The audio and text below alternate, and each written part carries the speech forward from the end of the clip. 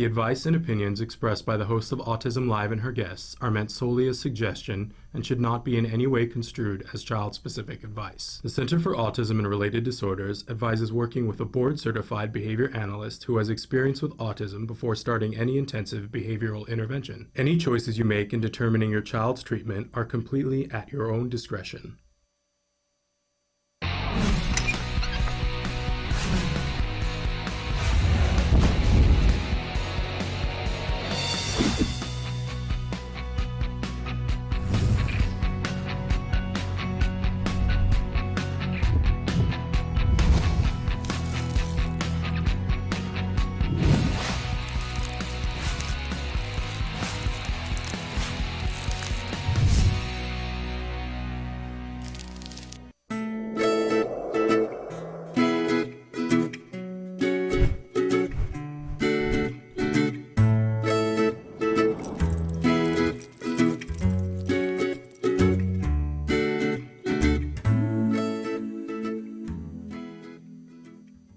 Good morning and welcome to Let's Talk Autism with Shannon and Nancy. I'm Nancy Allspaw-Jackson. And I'm Shannon Penrod. And so Good morning. Happy to be here. We were talking about our weather here in Los Angeles. Yes, we're having a cold snap. It's so unusual for us to have weather to discuss that it becomes a big deal. And last week it was 84 degrees. Last week on Saturday, somebody literally said to me here in Los Angeles, well, now that it's summer. And I burst out laughing. We're standing in a parking lot, and I was like, did you just hear yourself? And she was like, what?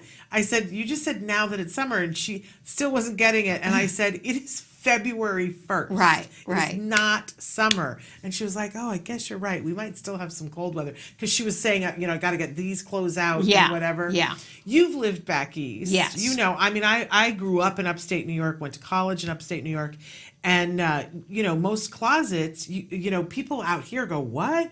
But most closets, at least one closet in your house in upstate New York, you have the front closet and the back closet. Right. So it's a deep closet and there's a rod in the back. And so you take all your summer clothes and you put them there and pull the winter clothes up and then vice versa. And people out here go, what? I know. They've never heard of that. Yeah, seasonal wardrobes back east. Yeah. And we have that a little bit here. A little bit, but you don't bother to completely rotate out. Right. But I just thought that was funny. Well, now that it's summer, February 1st. Hey, can I say something that isn't on our agenda that I forgot to put on there? That starting last night at midnight, a new show started on Netflix, and everybody needs to be watching it. What's it called? Lock and Key. Okay. And one of the people who has a recurring role in it is our very own Kobe Bird. Oh, wow. And so you guys need to start binge watching. Okay. I can't wait to get home today because it came out at midnight last night, and I can't be up at midnight watching things, but I can't wait to go home today because I'm going to binge watch. There's 10 episodes. Season 1 is out. And it is based on a comic book. Stephen King's son, his name is Joe Hill, I guess, wrote this, graphic novel. Graphic novel. Comic book. Graphic novel, a series that was very popular called Lock and Key. And they turned it into a series on Netflix. It looks like it's poised to blow Stranger Things right out of the water. Okay. Because there's something, I don't really know because I didn't read the graphic novel, but I've been watching all the trailers from it, and it's something about that there's a house that has keys, and there's a place that you can stick the key in the back of your brain and open it up, and it unlocks a room that is your brain, that you can walk into a space that is your brain. Wow. And that each person's brain looks different, and it's very like all these special effects. And my understanding is that Kobe plays Rufus, who lives next door to the people in the Key House, and he, in the graphic novel, is on the spectrum, and he helps to keep the grounds of the Key House, but he gets involved in what happens as the 10 episodes go on. All I've seen are pictures of him shoveling snow thus far. But I can't wait to see. And how awesome is it? Netflix has demonstrated a real dedication to making sure that individuals that are on the spectrum are portrayed by individuals on the spectrum. Yeah. Gotta love that, Netflix. So That's great. I get goosies. So everybody tune in It's there now. Go watch it and see Lock and Key with the fabulous Kobe Bird. We're going to have him on the show at some point. It's just he's a little popular right now. Okay. So, fan-o-matic. Okay, so we got a big show today. Yeah. I'm very excited. Yes, we're going to talk a little bit about the upcoming presidential elections. Yes, we have a guest. Eric Ascher is going to be joining us from RespectAbility and talking a little bit about, he was covering for RespectAbility the recent Iowa, the debates that happened in Iowa before the caucus. And I can't wait to talk to him. I entrenched myself in the last few days in all of the candidates, the Democratic candidates have had opportunities to put out policies on how they feel about disability. Notably, not everyone has put out a policy. Okay. And we'll talk about who didn't in just a minute. But I've gone through them. Okay. I can't wait to hear I've read what your every take single is on one it. and kind of made myself a chart for who did what, and I have some opinions. It should be noted that these are disability policies, so they Not specific to autism. That's right. And we're waiting to see, in the last campaign, Hillary Clinton put out an autism-specific plan. Yeah. It's very exciting. And we are very hopeful that candidates will do that again. I think they're poised to. But, I want to share with you some broad strokes. These are available online. Anybody can get them, but some broad strokes about that. But then we're going to have Eric talking about how RespectAbility, how they're looking at these candidates and what they're doing to help us all sort these things out. But then we have a couple of news stories. Yes, we do. In New York City, there is a class action lawsuit against city and state education department for charging that the lack of ABA violates federal special education law. This is landmark, right? Right. Because I think everybody's been sort of waiting for somebody who has the time, money, and patience to do this. Because a lot of states offer an early intervention program, Right. and you go and you do your early intervention program if you're lucky at 3. And some states even have grants that you can get your child started with ABA. Great. And everybody's 100% clear that at 3, that ABA is the gold standard of treatment, right? And we're going to cover it and do whatever. But then suddenly it's time for your kid to go to kindergarten, and you're there with the IEP, and they go, oh, yeah, no, we're not putting ABA into that IEP. Right. We don't do that. We don't do ABA here. Or they say, well, we don't have to specify it on an IEP.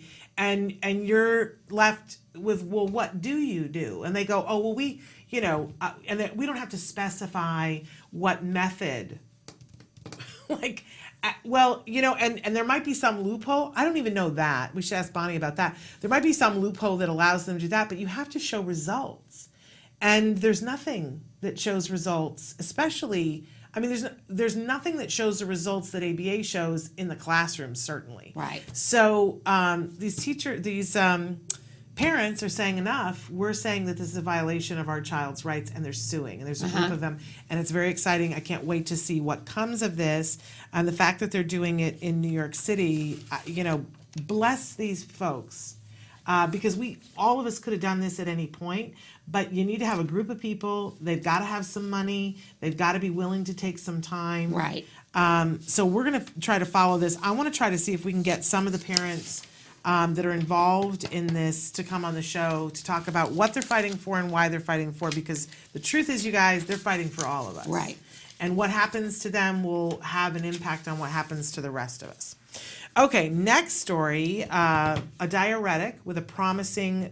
treatment for autism. Yeah. Do you know how to say it? No, Bumetanide? but what's interesting to me is that Taka has been talking for years about the benefits of giving our kids GABA, GABA, which I did not know is gamma amabutyric acid, which apparently the I don't know how to say it. It's spelled Bumetanide. It looks like bumetanide. There you go. I didn't realize that is part of that and that's a diuretic. But we've heard for years of patients being put on GABA. But this actually decreases the levels of GABA. So this is interesting, right? Right. It's very, very interesting. So I don't know, but interesting beginning studies. This came to us from Medscape Medical News. So interesting. They found that young children with ASD treated with the diuretic for 3 months scored better on a behavior scale that measures emotional response, as well as verbal and nonverbal communication. There we go. Take a look, see if it's something that interests you. And then our last story today, it's the heartbreaking story. And I always teeter on whether we're going to cover things or not. But I think sometimes it's important for us to not to look away when things happen. And as I read this story, I was like, well, here's the reason why I want to cover this story. You've all heard the story of the New York City cop and his fiance that are being accused of murder because they took his 8-year-old son on the autism spectrum, and to treat him a lesson, it's just like so hard to even talk about, you guys. They put him in the garage overnight to punish him, and it was below freezing weather. Right. In the morning, the dad called for help and said that the child had fell.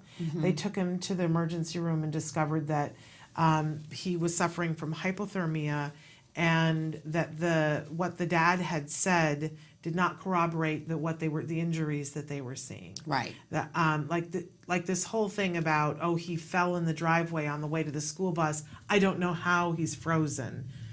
Like, honestly, I have no words. But here's what I want to say, is that the poor mom of this child who is now dead, and there are other children too in the family. Right. And mom had gone repeatedly before a judge and said, please don't send them back to be with spend She time said, with their father. if you're not going to remove the children, they're going to die under his care and custody. And look, She told the family court. I like that poor woman and what she's having to deal with today.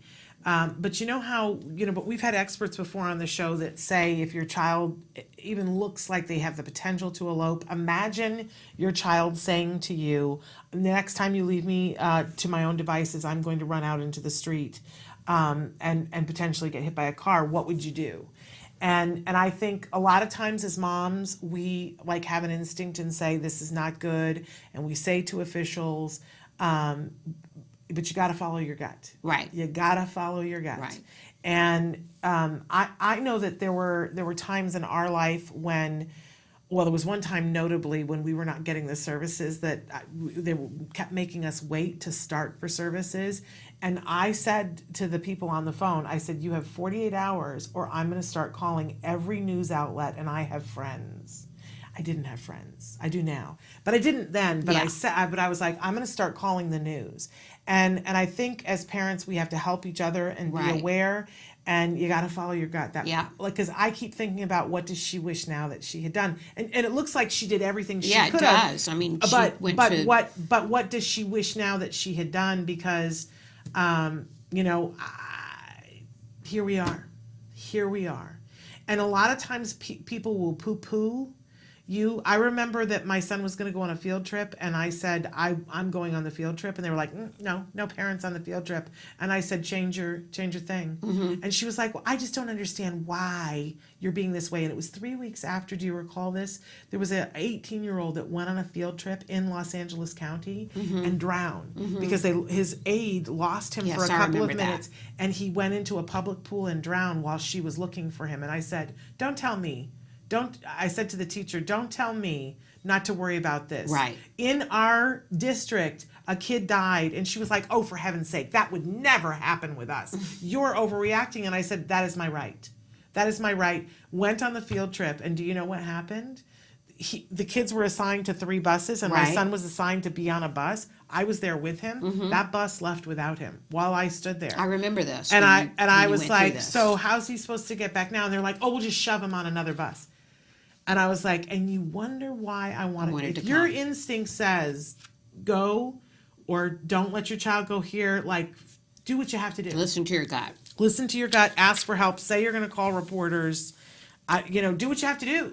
What's even more amazing to me is that the police officer, the father, launched an online fundraiser to cover the cost of his son's funeral well, expenses. Look, you know, this guy, you know, we have to be careful and keep saying allegedly, you know, whatever. But first of all, how you think it's appropriate to have your child, even if it's nice weather, sleep outside in the garage as a punishment is beyond me. But we just got done saying that we both have lived in that part of the country in the cold weather, how you thought that was okay. But then when you realize that you messed up, the appropriate response is to screamingly call 911 and say, please come help my child. I've done something stupid. Yeah. You don't call and say, oh, he tripped on his way to the bus. I don't know why he's cold and unresponsive.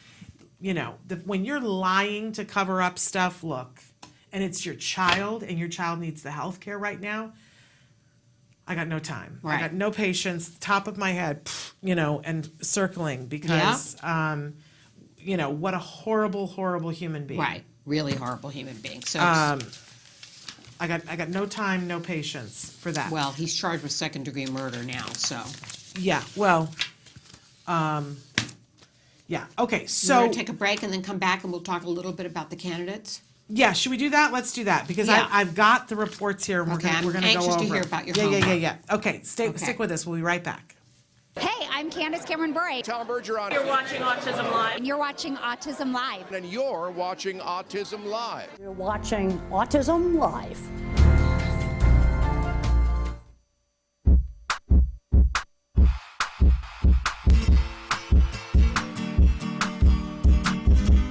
Hi everyone, welcome back. For the month of February, I thought it'd be a great idea to work on an activity that would help your kiddos identify and label emotions. And to help me out today is my good friend, Jamie. Hey, Suzanne. Hey there, Jamie. Hey, how can I help?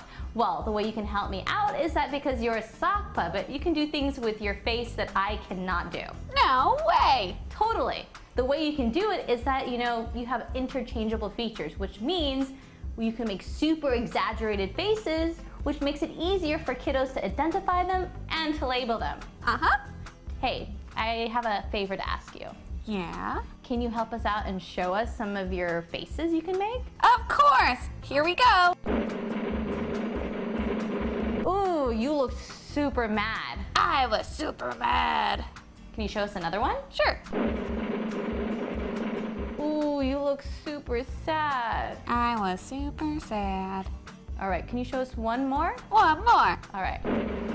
You look super excited. I was super excited. I am too. You know why? Because I really want to show everyone how to make a little buddy like you. So Yay. let's get started. The materials you'll be needing are googly eyes, felt, a hot glue gun, imagination, scissors, Velcro, some heavy cardstock, and a clean sock. All right, let's get to it. So the first thing you want to do is you're going to grab your sock. Hopefully it's not dirty and used. It's a clean one. And what you're going to do is that you're going to take your sock, fold it in half like so, and then you're going to take your scissors and cut down. The reason we're doing this is that we're going to make an area for the mouth. The next thing you want to do is you want to trim the inside a little bit, because if you don't, it's going to have an overbite. So I'm just going to take my scissors and just trim a little bit off, not much.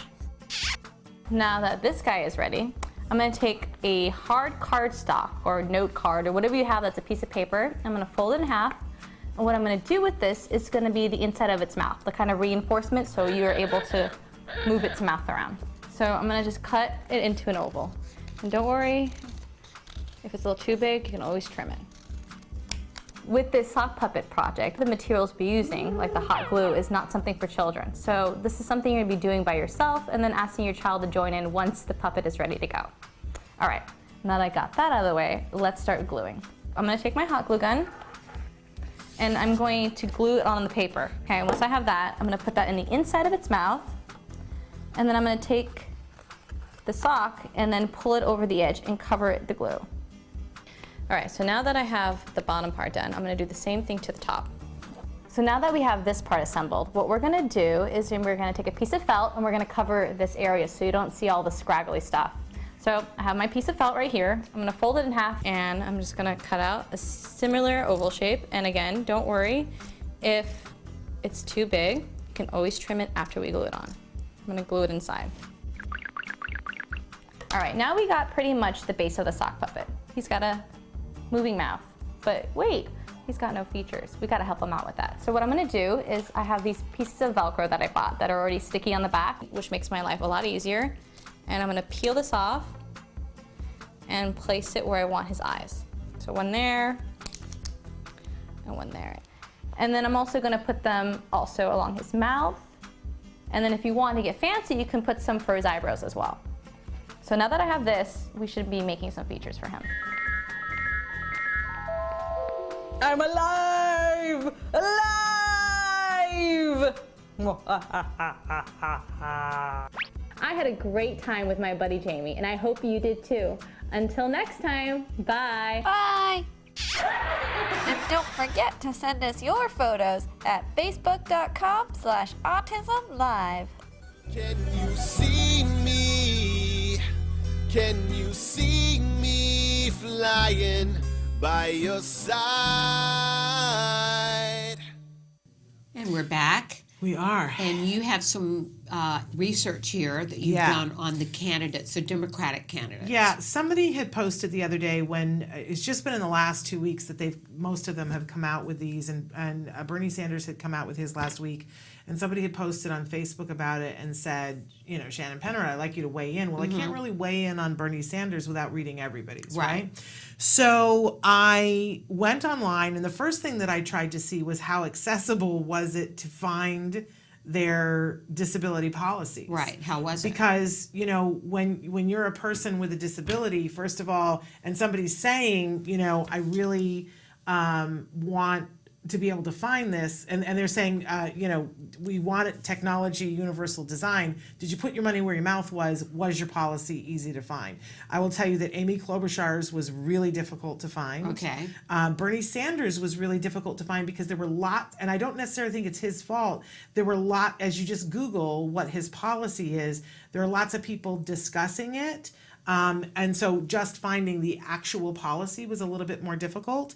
And some people decided to do a very short thing on their website about it, but with clickable links to go to further, which isn't always ideal for people with different disabilities. Right. So let's start with the fact that there was one of the, and I just did the main candidates who were polling the most. Okay. But I included Bloomberg, who has not Right. yet been involved, and he was the one and only candidate that does not have a disability Interesting. policy. And it's very notable because he has a website that's very comprehensive that lists like 22 different policy things. Like you can read what Bloomberg says about, climate change. Right. He's got all these other things, but he doesn't include a disability. Now, it might be that within each one of those he has a little blurb, but that would be exhausting to Right, find. of course it would. There's no disability Maybe policy. we should call him out on that. And Well, I think I just did.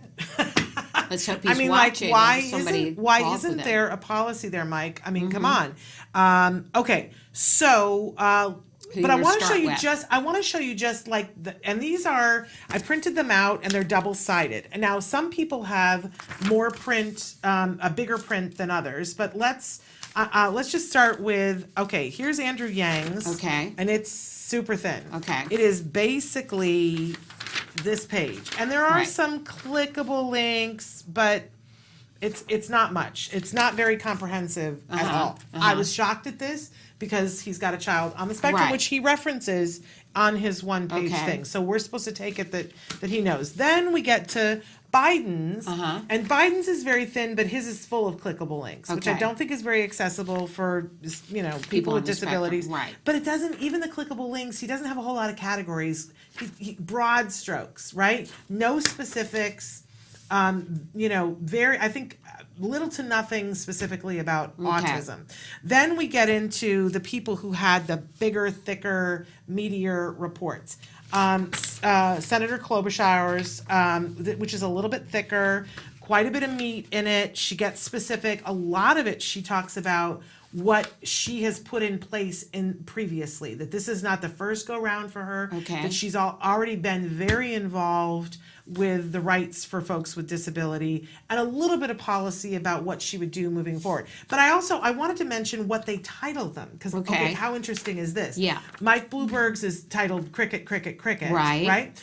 Andrew Yang's is Policy Care for People with Disabilities. Okay. All right? Almost like somebody phoned that in, I'm just going to Right. say. Biden's is Americans with Disabilities. Okay. Klobuchar's is Plan to Protect Equal Rights. She's very big about the Right. equal rights and provide opportunities for people with disabilities. And that pretty much describes Yeah. what she's got. Okay, let's move on to Elizabeth Warren's, which is one of the bigger ones. Okay. And because she's a former teacher, there's a lot in here about education, and she specifically cites autism a couple of times. Hers is Protecting the Rights and Equality of People with Disabilities. I will say that she goes off onto a whole other area where she's talking about the Green New Deal and how that has to include folks with disabilities, which I thought that was really interesting, and really, really delves into the education piece full force. So that's great. Elizabeth Warren. Then we have, this is Bernie Sanders. Now, his is very small print, which I'm like, guys. Right. Looks to be pretty extensive. It too. is the most comprehensive. Okay. However, it is notably pure disability. It does not segment out into autism and other specific disabilities, except when it's a policy like something for accessibility for blind folks or something specific for deaf folks. But it doesn't cite autism in here, Okay. which is why we think that there is an autism plan hot on its heels, because it is very comprehensive. And here's what I loved about Bernie's, Okay. is that he doesn't just talk about, I will put this policy in the beginning of it. He has a long list of executive actions that he will take and how they will benefit folks on the spectrum, and they are game changers. Okay. He's like, I will take this executive action, so we don't have to wait for legislation Right. to push through. He cited this is how no other candidate Okay, did- that's did really- specifically that.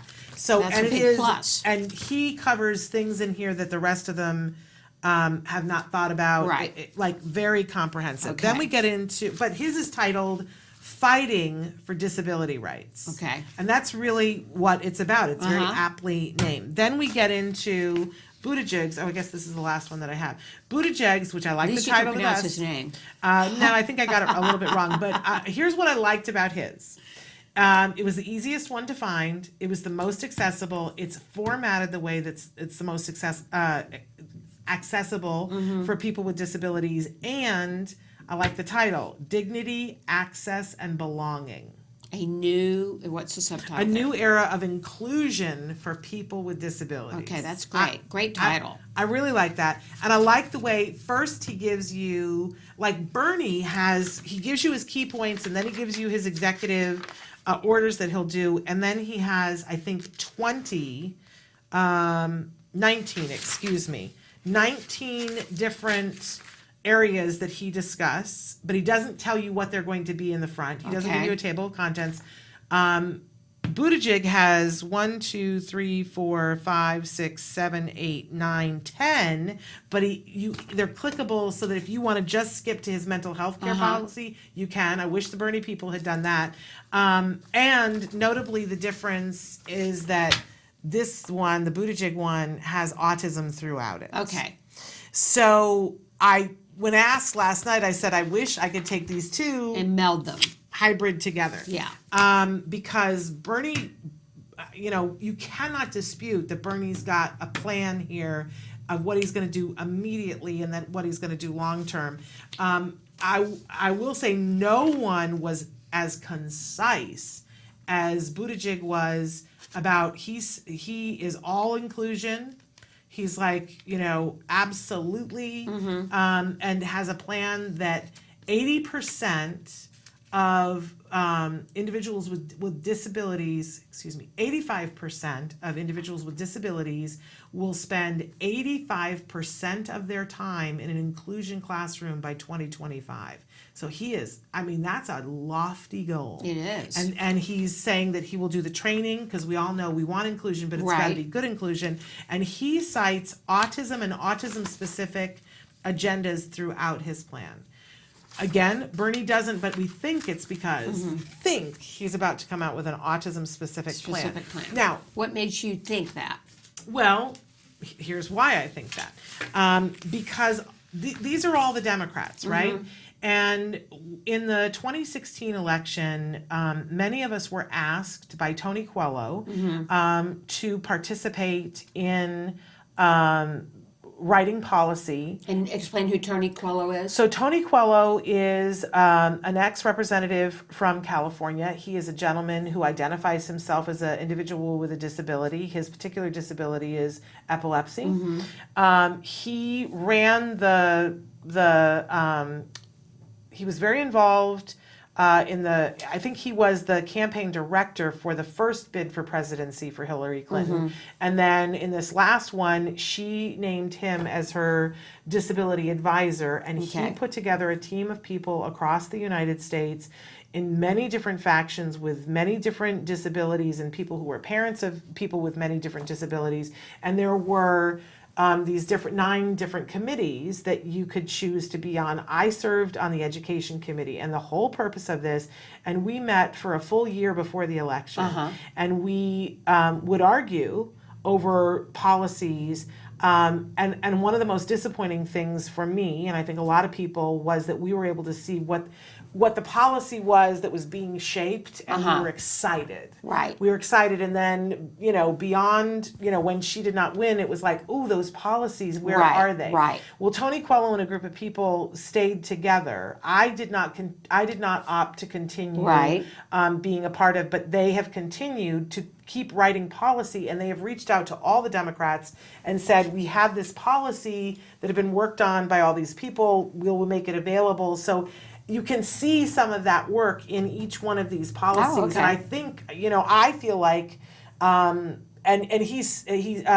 Bernie cites Tony Coelho in his. Okay, great. So all that work didn't come to... It didn't go to nothing. They were able to take what they felt they agreed with. Right, and leave the rest at the door. But, fairly early on, Hillary Clinton came out with an autism policy. The fact that Bernie notably does not specifically cite autism in that very comprehensive report, and he cites Tony Coelho, I feel that it's very likely something's coming, that he will put out and it's so different from Buttigieg's, because Buttigieg keeps, and I don't know if you watched the other day after the caucuses, when they each gave speeches, Buttigieg was the only one who mentioned autism in his speech after the Iowa caucus.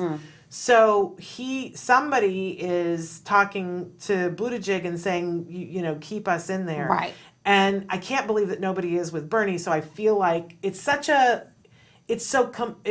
notable that it's not in there, that I think that the plan is coming. I hope it is. I hope so, I hope too. it is.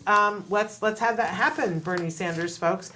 So anyway, hopefully that has set us all up to hear what Respectability is doing, saying about because they've been in candidates. Iowa. Yeah, I want to Working hear their with opinion. the candidates. Yep. Yeah. So All right. We're going to take a break, and we're going to be back with Eric Ascher. Here we go.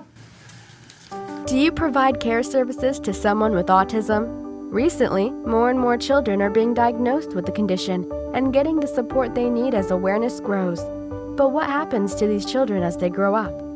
It's estimated that over 500,000 youth with autism will turn 18 in the next decade, and they'll be faced with a very difficult reality. As children with autism grow up, their services start to disappear or become very difficult to access. Things like medical care, mental health counseling, vocational training, and more. All services that are still desperately needed. The loss of support that youth with autism face as they grow up is so severe that it's referred to in the autism community as falling off a cliff. Adults with autism need the same level of support they had as children to avoid falling off the services cliff. Introducing Skills Living, the web-based software designed specifically to help transitioning youth and adults with autism so they can avoid the cliff and instead fly to success. With Skills Living, help your learner with autism develop the skills they need in all the critical areas of adult life, including self-control, planning, and problem-solving, effective communication, performing life skill tasks for independent living, acquiring and maintaining employment or other meaningful activities, developing and maintaining social skills and relationships, accessing transportation and public services, and being safe. Skills Living includes a comprehensive assessment, a data collection mobile app, behavior intervention plan builder, and automatic progress reporting. It also provides a complete curriculum addressing 16 key areas, spanning the entire range of functioning adulthood. Skills Living is easy to use and can be implemented by schools, parents, and autism service providers. Call or click today for your free demo and see how Skills Living can help your learner with autism avoid the cliff and instead reach their fullest potential. Skills Living. Wish, learn, become.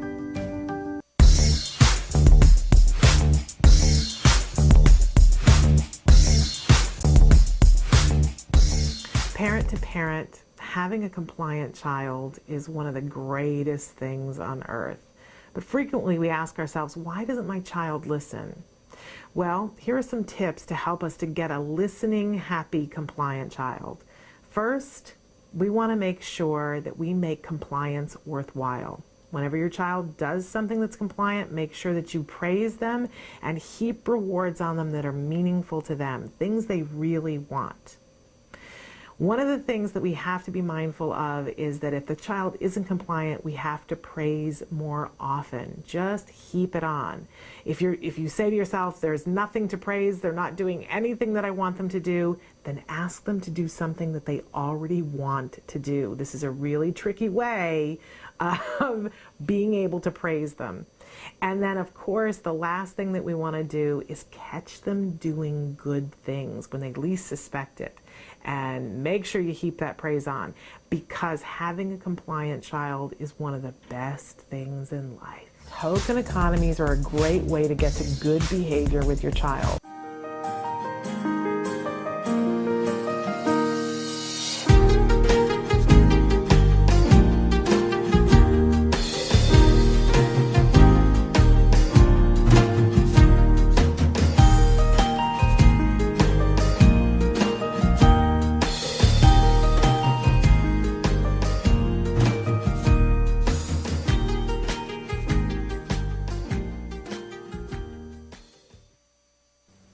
Neurodiversity in parents. One big happy family? We hope so. Anyway, what is neurodiversity? Everybody's talking a lot about it these days. Neurodiversity means that there's a view that people with autism just have a different way of being, and they should be honored for that. And then parents oftentimes look at autism as a disability or a disorder, and that can create some conflict. We sometimes throw up our hands, neurodiversity or neurodiversity. There can actually be some issues around this that we need to think about together. First of all, neurodiversity could be positive because it can create more of kind of a sense of acceptance in society. Yes, these people have autism, they're just different. It could possibly help create a sense of self-esteem that's improved in people with autism. They just realize, okay, I'm not damaged, I'm not bad, whatever, I'm just different. So that could be useful. On the downside, it could be an excuse to not give services to people with autism, to not have much empathy for their parents, and to not look at ways that they can be helped. And in many people that have autism, they do very well. Other people do not do well at all. They can't access services. They cannot enjoy their life. They're in pain. So it is important that we understand it's not just one issue. So how do we solve this when we look at neurodiversity? I think we have to look at it this way. It's kind of like when you have that big family dinner at Thanksgiving and everybody's around the table. You got your uncle, your aunt, your kids, your parents. Everyone has an opinion. It doesn't necessarily mesh. And I think the way that we need to think about this is we need to respect each other's opinion, because actually we need each other. We need to be allies on this. The outside world is a big place for people with autism spectrum disorders and their families. We have to remember, we're one big, happy, dysfunctional family, and we need to behave that way. We should respect each other, listen to each other, and we will all have a great time when it comes time to get together and celebrate the lives of people with autism. And welcome back. And with us now we have Eric Ascher. Eric is Communications Associate for RespectAbility, and we're going to hear about that organization from him. Welcome to the show, Eric. Hi, I'm happy to be here and talk about what we're doing. Good to have you. Let's talk about RespectAbility and what they do. So Respectability is a nonpartisan, nonprofit organization, and our goal is to fight stigmas and advance opportunities for and with people with disabilities so that they can achieve participate in all aspects of the community. That's our mission. So Wonderful. And Eric, we understand, when you guys come on my radar is usually right around election time. And you certainly came on our radar a couple of weeks ago because you and another individual were helping to, I guess it was two other individuals, were helping to cover the Democratic presidential primary debate that happened right before the Iowa caucus. Tell us a little bit about what you guys were doing there and what that was like. Sure. So from January 10th through 15th, I was in Iowa, all over the state, trying to meet presidential candidates and talk with them, get them on the record on disability issues. And it's personal to me because on the spectrum myself, and so I care what the candidates are proposing to increase employment among people with disabilities, because I spent 2 years after college looking for a variety of opportunities for myself. I care about fighting stigmas because I was bullied as a child and young adult, and I know that my childhood would have been a lot easier if our differences were celebrated and not mocked. So basically, it was personal to me. I got to go to lots of different candidate events. I attended rallies and town halls for Elizabeth Warren, for Amy Klobuchar, for Pete Buttigieg. Sorry, that's my boss just popping in. So I attended events for Amy Klobuchar, Pete Buttigieg, Elizabeth Warren, Andrew Yang, and then I got to participate in the spin room at the presidential debate in Des Moines. So that was a highlight of the trip for me. Well, I'm chartreuse with envy because to be there and be on the ground and be talking with these folks, I mean, there's nothing like that. I can't even imagine. So we didn't get to be there. Right. So what did you learn? What did you walk away with, Eric? What are your thoughts now? Well, what I walked away with is videos of 3 of the candidates, which are on our website at voteability.com, and got responses to our candidate questionnaire from 5 of the leading candidates. We have responses posted from Buttigieg, Warren, Klobuchar, Sanders, and Yang on our website. And they went in detail on lots of different disability issues that affect people. So Yeah, I love that you guys have a very specific form. We were talking earlier because we've been going through all of their disability policies, the ones that have them, and it's very hard to judge apples to oranges because they're different. But I love that your form, you're asking everybody the same question and then you can compare what their answers are, which is really wonderful. Yes. Is there anybody thus far who is, just said, no, I'm not doing it? we have not had anyone fully reject us, and we're just waiting on responses from the rest. We're hoping we'll get some more as the campaign goes on. Okay. Are there any of the candidates that stand out to you in terms of what they're offering? Well, at Respectability, speaking on behalf of Respectability, we're a nonpartisan organization that does not rate or endorse candidates. So I'm not necessarily comfortable answering that question. But, Good answer. I will say that a lot of them had good answers. So, Okay. and I would encourage everyone to check them out. And is this a big difference in that you see this campaign as opposed to the last one? Well, I wasn't involved last cycle, but from what I've heard, yes, it's a lot better this cycle. I've heard from my colleagues that it was a big deal when Hillary had her plan last time, and that now having so many candidates have plans, and a lot of them are thorough, and a lot of them actually know it. What I will say is when I've interviewed them, a lot of them actually clearly knew what they were talking about, which made me really happy. So, Right. Yeah. Is there a specific question that you like to ask the candidates, Eric, that because you're interested in their specific answer to that question? Well, we came up with good questions as a team. I would say the biggest one is about employment for people with disabilities. And that's the one we asked most of the candidates because that's the issue. Like, for example, I as I said earlier, I spent 2 years looking for a job, having all the qualifications I think I needed. But it took me 2 years to find someone who was willing to give me a chance. And the employment gap for people with disabilities, people without disabilities, I'm going to the National Governors Association meeting this weekend, meeting with all governors, and I've been compiling flyers with statistics on the employment gap for people with disabilities and people without disabilities in all the states. And the gap is big in every single state, and it's a big, big problem. So. Absolutely. And so what, you do have a job now, and you're doing a great job at your job. For people who don't understand, give them a little bit about what your background is, because you were poised to be in a great job like this. What had your background been before you were in this job, while you were looking for a job for 2 years? So basically my background is I went to college. I was at Goucher College in Towson, Maryland. And I was a communications major, political science minor, and I wanted to do something that integrated both of those aspects of my interests. And this opportunity came up for a fellowship at RespectAbility in January 2018. And then I spent 5 months here. Started out as an unpaid fellow, became a paid fellow, and eventually, after a summer internship at a PR firm, I came back and was hired full time. So it was a long process, but basically the thing is, what I learned is that there's no better interview than doing the job for 5 months, basically.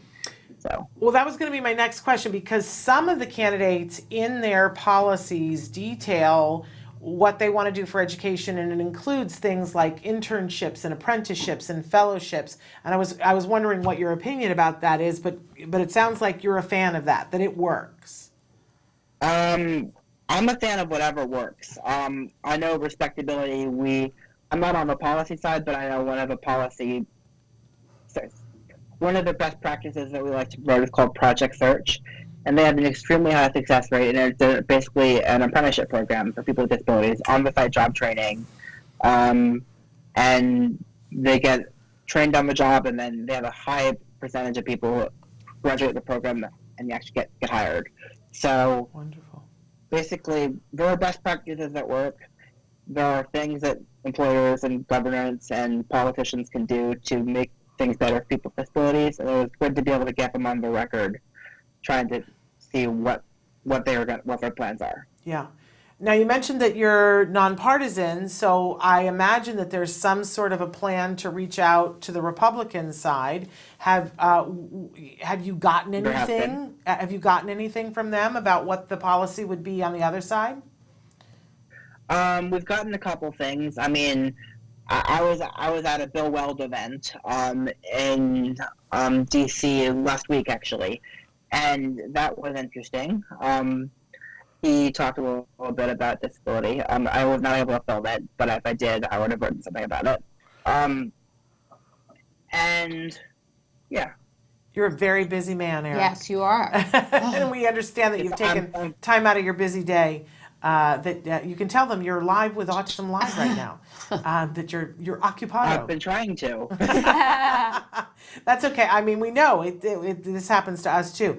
But Nancy, I'm not letting you get a word in edgewise. It's okay. But I want to know, now that you've gotten some of these reports from these candidates and you're waiting for some for the others, what's the next step for RespectAbility? Because this election season is only just begun. So we are going to continue to reach out to presidential candidates on both sides of the aisle. We are going to hopefully get more and more responses to our questionnaire. We're also going to be working, I think, on the questionnaire for governors and Senate candidates in all 50 states as well. We're a small organization, so it's a bandwidth issue. We would like to do every House race as well, but we're focusing on governors, senators, and presidential candidates. And where can we read all of these things? What website do we have to go to, Eric? Well, we just bought a new domain name, votability.com, which I plugged earlier. Or you can go to respectability.org for more about respectability. Okay. But yeah, votability.com is where all the candidate questionnaire responses will be posted. And you have the responsibility report on that website? Respectability report, it's actually for the same, it redirects to respectability report, so. Okay, great. Well, congratulations. You guys are doing a great job. Yeah, and thank it's you. very appreciated. And I'm excited for you that you're getting to meet all these people and keep it fresh in their minds that they need to have plans for people of all abilities. Yes, the disability community deserves to be addressed. We're the largest minority of the country, and a lot of times people don't talk about our issues, so it's good to see that that's starting to change. Great. Thank you for all you're doing to put that in the forefront. Thanks for being with us, Eric. We Yeah, really thank you. we appreciate the having time. me. All right, you take care. Bye-bye. Bye-bye. What a wonderful young man. Yeah. Doing a he's wonderful doing job. great work. Yes, and how exciting to I be know. young. Like, I mean, if I were 30 years younger, I would wanted to have been in Iowa Right, too. I right. mean, I've been in. I was saying the other day that I have caucused before. You have? Yes, because when I was a stand-up comedian, there was a year that I was based out of Iowa, and it happened to be. This is how old I am. It happened. I caucused back then for Al Gore. Okay. And it was fascinating. It was a very fascinating process. And, I was saying, on Monday that, there's something to be said for this process. I know people think it's folksy, but there's something to be said for now everything is so removed and on social media. And I see people write things on social media that they would never say to another person's face. Right. Not ever. We Right. weren't raised in barns. No. Come on. But when you're face to face, you cannot say those things. And you have a place that you go to that is in your neighborhood. And you go there, and at that time, I was living within a 3-mile radius of several relatives, my mom, my grandmother, and my aunt and my cousin. So we were all at the same polling place, which was fascinating, and all these other people that were there too. And, they have opening comments, and then they say, all right, now, here, it was Bradley at the time. It was running against Gore, and it was like, it was basically the two of them. And it was like, so everybody who wants Gore, get on this side of the room, and everybody who wants Bradley on this side of the room. And then a discussion ensues, and they count and they see, who has what. And if a candidate isn't viable, then those people get to decide, do they get to go to the other candidate? Now, this was so much more complicated this year because there's so many candidates. Right.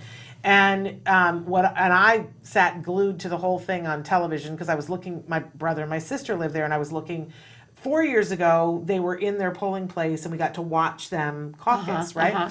So, but you watch people and the deals that get made, because people were like, they showed up and they would, for instance, be for Klobuchar.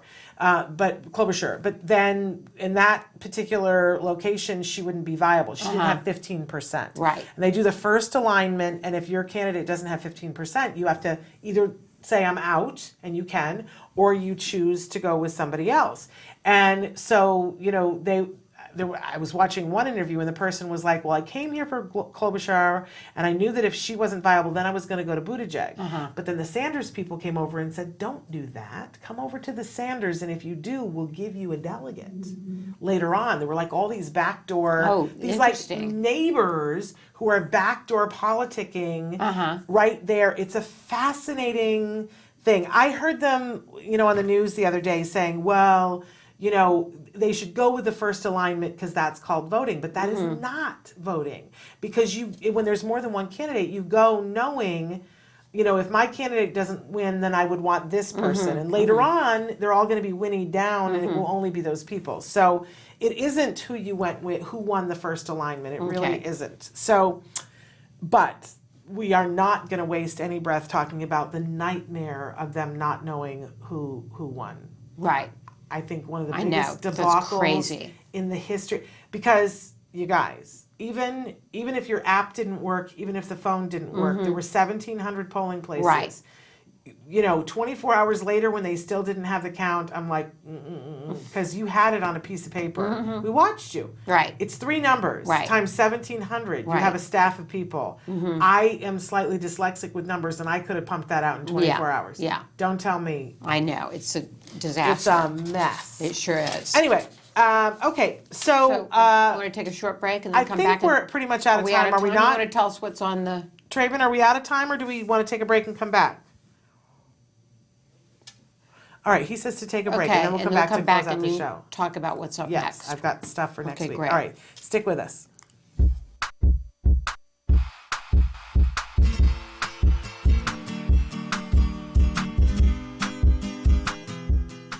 Hi guys, welcome back to Smarty. It's February, and for this month, we have made a template for you. You can find it on facebook.com/autism-live, and this activity works on your child's pincer grasp.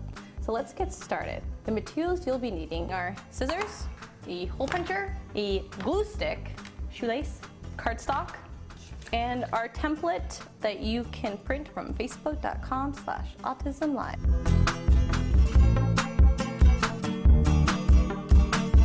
First, I'm going to take my template and glue it to cardstock.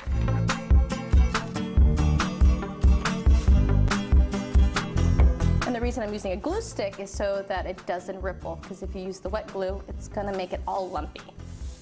Once I have my template glued to my cardstock, I'm going to take my scissors and cut out the heart.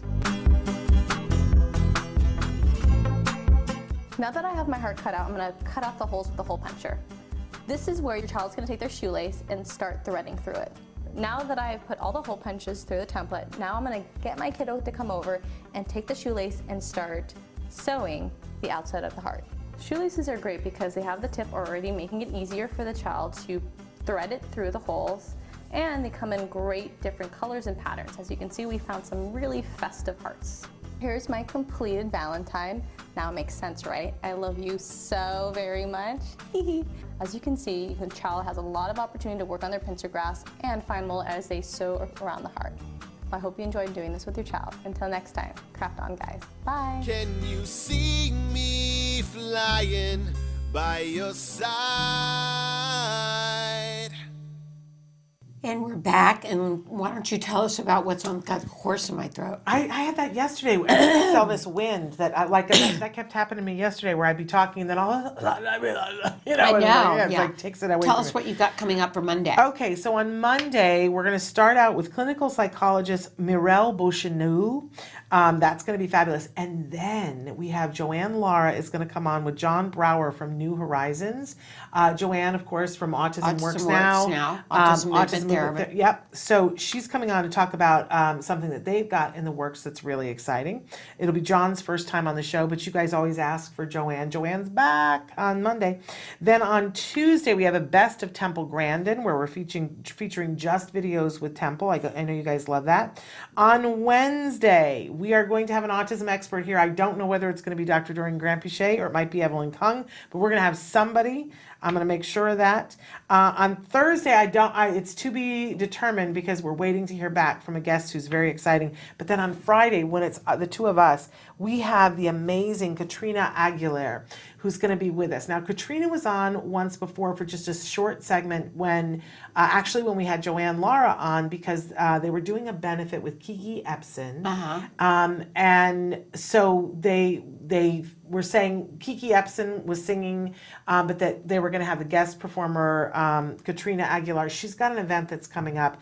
And I was not able to go to that event with Kiki Epson, but Kiki's divine. And, right. Anytime Kiki sings, it's a treat, right?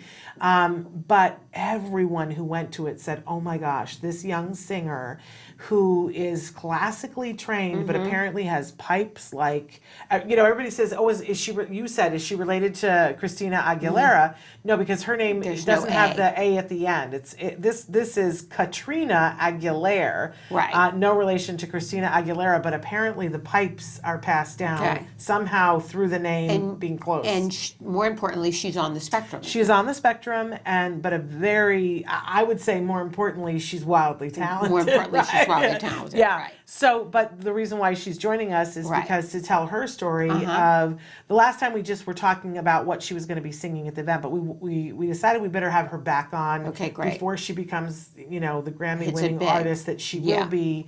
We need to hear her story while she has 8 minutes right now. Okay. So that's what's happening next week. But don't forget, you guys, go home tonight and go to Netflix, go to Lock and Key. My understanding is that Kobe is not really in the first episode, that apparently there's like a 3-second thing of him in the first episode. So you're going to have to watch the first couple of episodes to be able to see Kobe, but I understand it's going to be worth it. I cannot wait. Okay. I've been waiting for this for so long. When he got cast to do this, which was almost a year ago, and they're friends of our family, and of course we've had Kobe on the show before, and he is a delightful young man. And for months I was sitting on this while they were filming in Canada, not able to tell you guys, but it's big. It's big. It's wonderful. Okay, great. All right. We'll all be sure to watch. Excuse me. We'll be back on Monday. Until then, give your kiddos a hug from me. And give yourselves a hug from me. Bye-bye. We've got the frog thing going on.